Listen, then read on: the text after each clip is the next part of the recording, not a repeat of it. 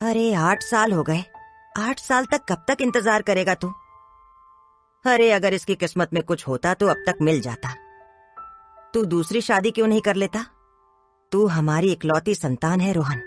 अगर तेरी बीवी को बच्चा नहीं हुआ तो हमारा वंश आगे कैसे बढ़ेगा? पर मैं आखिर में अब करूं तो करूं क्या? सारा इलाज करवा लिया, कोई डॉक्टर कोई मंदिर, कुछ नहीं छोड़ा। अब इससे ज्यादा मैं और कुछ कर ही क्या सकता हूँ? करना क्या है? तू दूसरी शादी कर ले, छोड़ दे इस बांग को। अरे अगर ये बच्चा पैदा नहीं कर सकती तो हमारा वंश कैसे चलाएगी? मैं तो कहती हूँ इसे तलाक दे और दूसरी शादी कर ले। पर अब शादी को 8 साल हो गए हैं, मैं पार्वती को तलाक कैसे दूं? मैं उसे ऐसे नहीं छोड़ सकता। अरे हम बच्चा गोद ले सकते हैं ना? तेरा तो दिमाग खराब है रोहन, अब मुझे ही कुछ करना पड़ेगा। उत्तर प्रदेश के एक रेतहरी गांव में बसा एक छोटा सा गांव है। वहां पार्वती अपने पति और सास के साथ रहती है। उसकी शादी को 8 साल हो गए हैं, लेकिन उसकी गोद अभी तक खाली है। सास के ताने, पड़ोसियों की खुशफुसाहट और पति की चुप्पी, ये सब मिलकर उसके दिल में एक गहरा घाव बना रहे हैं। अरे भगवान, इसमें मेरी क्या गलती है? मुझे कुछ तो करना ही पड़ेगा, नहीं तो ये औरत मुझे घर से निकाल देगी और रोहन की दूसरी शादी कर देगी। नहीं, मैं ऐसा नहीं होने दूंगी, मुझे कुछ करना ही होगा। रात होते ही जब सब सो गए तो पार्वती चुपचाप घर से निकल गई और जंगल में बनी एक गुफा की ओर चल पड़ी। क्यों आई हो यहाँ? तुम्हारी हिम्मत कैसे हुई?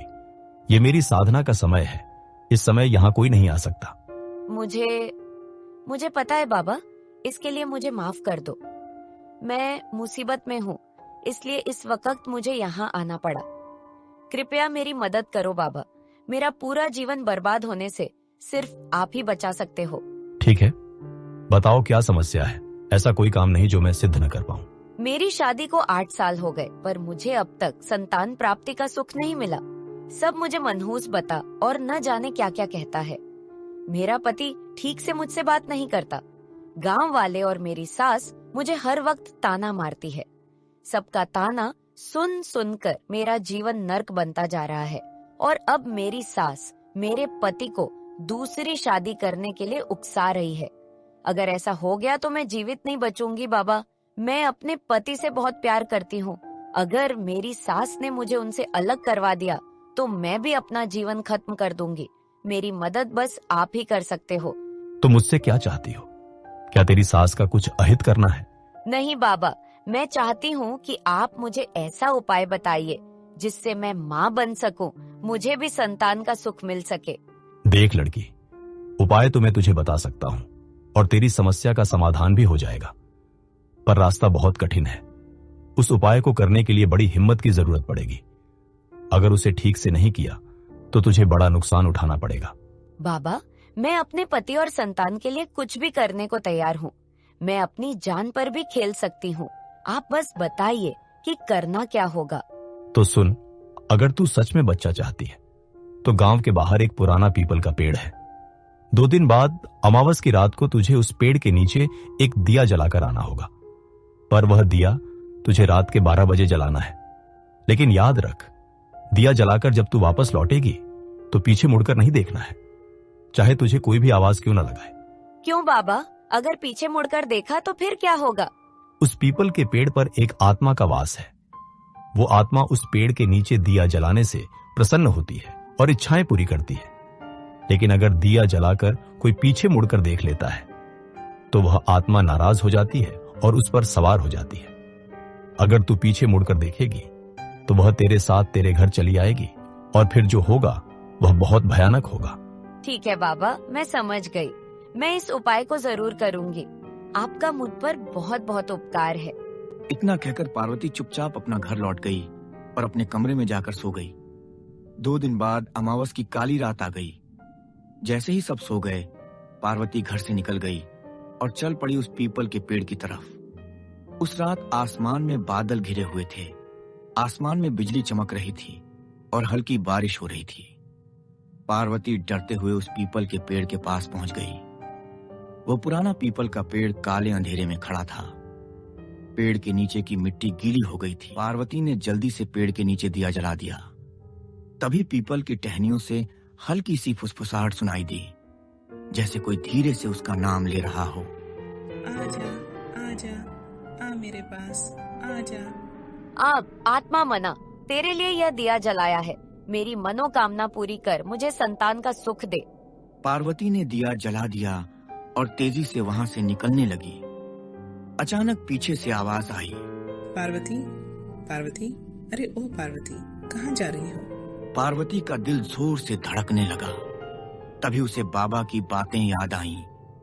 उसने अपने कदम और तेज कर दिए। उसके बाद फिर से आवाज आई, पार्वती, पार्वती, अरे ओ पार्वती, कहाँ जा रही हो? नहीं, मुझे पीछे मुड़कर नहीं देखना है। अगर मैं पीछे मुड़ी तो न जाना क्या होगा। मुझे इस चालावा में नहीं आना है, जल्दी से यहाँ से दूर जाना होगा। पार्वती बारिश में भीगती हुई तेज कदमों से आगे बढ़ गई, लेकिन इस बार यह आवाज उसके पति की थी। पार्वती, रुको पार्वती। रोहन, या तो ये मेरा पति रोहन की आवाज है या उसी आत्मा का चालावा है, लेकिन वह तो किसी औरत की आवाज में बोल रही थी। कहीं ये रोहन तो नहीं? पार्वती वहां खड़ी सोच ही रही थी कि उसे ऐसा लगा जैसे कोई ठीक उसके पीछे खड़ा है, पर पार्वती का कंट्रोल नहीं रहा और वह पीछे मुड़कर देख ही लिया। उधर भयानक आंखों और गीले बालों वाली एक आत्मा दिखी। उसको देखते ही वह छाया बिजली की तरह उस पर चढ़ गई। पार्वती बेहोश हो गई और जमीन पर गिर गई। थोड़ी देर बाद जब उसे होश आया तो वह बिल्कुल बदल चुकी थी। वह घर चली गई और दीवारों से बातें करने लगी और हंसती रहती थी। जहां वह अपनी सास के कमरे में जाती वहीं खड़ी हो जाती। वह न तो कुछ बोलती थी न ही खड़ी रहती थी, बल्कि लापरवाह की तरह बैठी रहती। अब उसे किसी का कोई डर नहीं था। इसे देखो, इस महारानी को, कैसा निर्लज्ज की तरह बैठी है। रोहन, तेरी पत्नी का पर निकल आया है। देख, मेरे सामने कैसी बेशर्म की तरह बैठी है। मैं 4 ही 5 दिन से देख रही हूँ। न तो कोई घर का काम कर रही है, सारा काम मुझे करना पड़ रहा है। तू इसे समझ ले, एक तो बच्चा नहीं बन सकता, ऊपर से इसका ये तावड़। अब तुझे मेरी बात माननी ही पड़ेगी। अब तू दूसरी शादी कर ले। तू मेरे पति की दूसरी शादी कराएगी, अब भी तुझे मैं बता देती हूँ। पार्वती, ये क्या कर रही हो तुम? ये मेरी माँ है और तुम्हारी सास है, थोड़ी इज्जत से पेश आओ। क्यों पेश आऊं? मैं इज्जत से पेश नहीं आऊंगी। ये तुम्हारी दूसरी शादी करना चाहती है, मैं इसे नहीं छोड़ूंगी। आगे इसका मामला साफ कर दूंगी। इतना कहकर पार्वती की आवाज बदल गई और वह जोर जोर से हंसने लगी। तू मेरे पति की दूसरी शादी कराएगी तो करके तो दिखा, फिर तुझे बताती हूँ भूड़िया। पार्वती, ये क्या हुआ है? तुम ऐसी आवाज क्यों निकाल रही हो? और ये क्या हुआ है तुम्हें? पार्वती, होश में आओ। पार्वती किसी की नहीं सुन रही थी।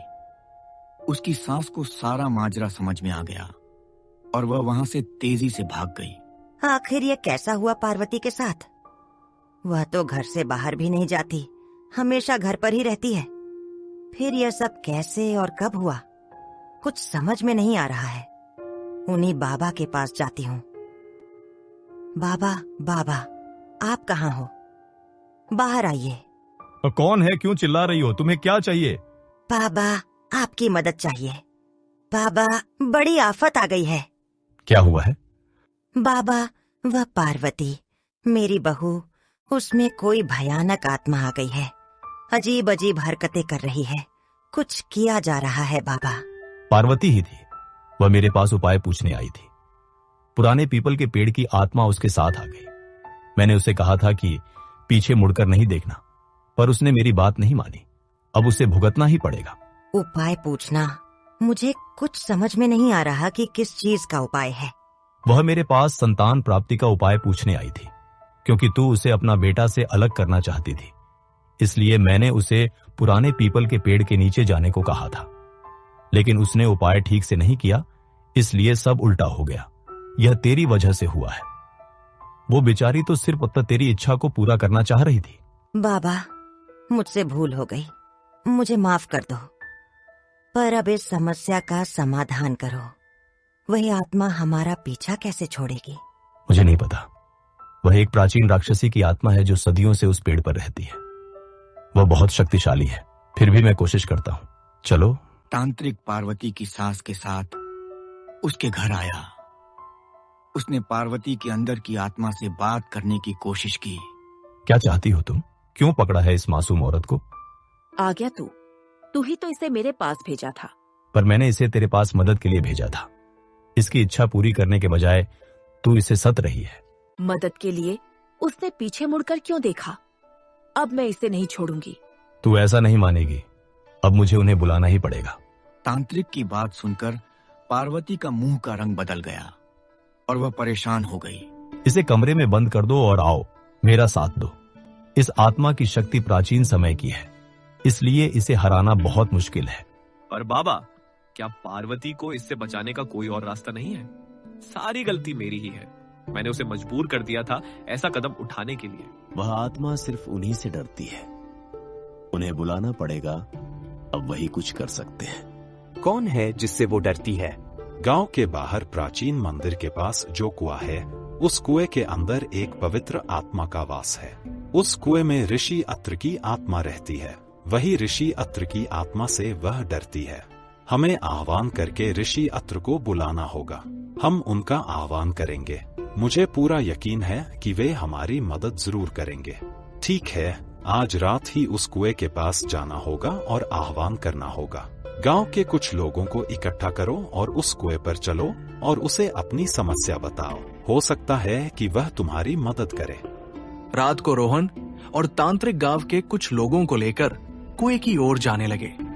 गांव के लोग हाथ में दिए लिए बारिश में भीगते हुए उस कुएं के पास आ गए। उसकी दीवारें काई से ढकी हुई थी। उसके अंदर से ठंडी हवा निकल रही थी।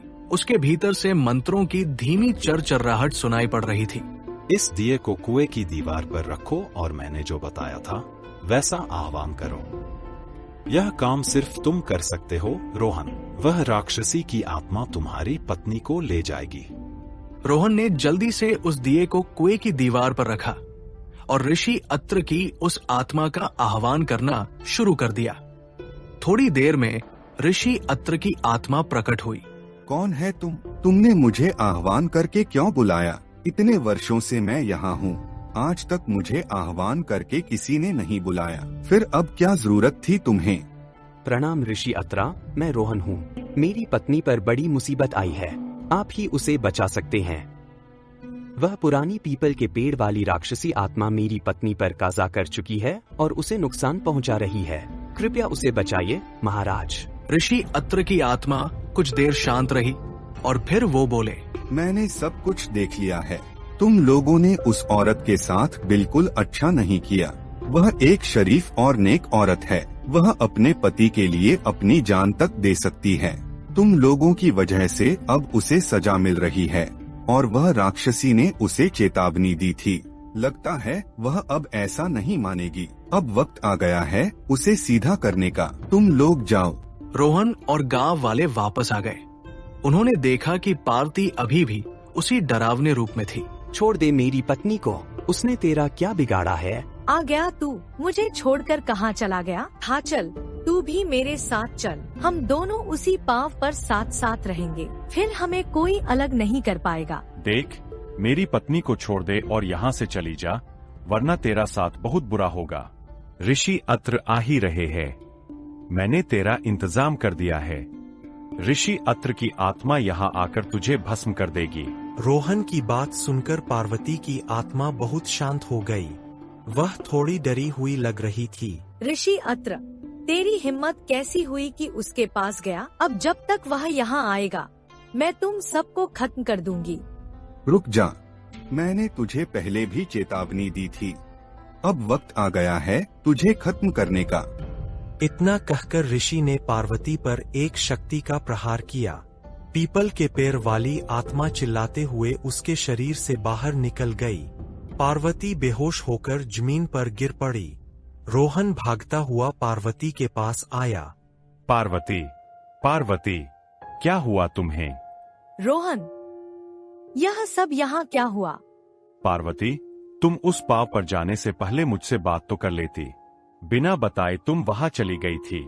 पेड़ की आत्मा तुम्हारे साथ घर आ गई थी और बड़ी मुश्किल से हम उससे छुटकारा पा सके। अगर तुम्हें कुछ हो जाता तो, लेकिन अब सब ठीक है। रोहन, मुझे माफ कर दो। मैं तो बस बच्चे को लेकर वहाँ चली गई थी, बस। पार्वती, तुम चिंता मत करो। रोहन की शादी किसी से नहीं होगी। शायद पता की लालच में अंधी हो गई थी, या सब मेरी वजह से ही हुआ है। लोग कहते हैं कि उस वाक्य के बाद पीपल वाली चुड़ैल अब कभी किसी को परेशान नहीं करेगी।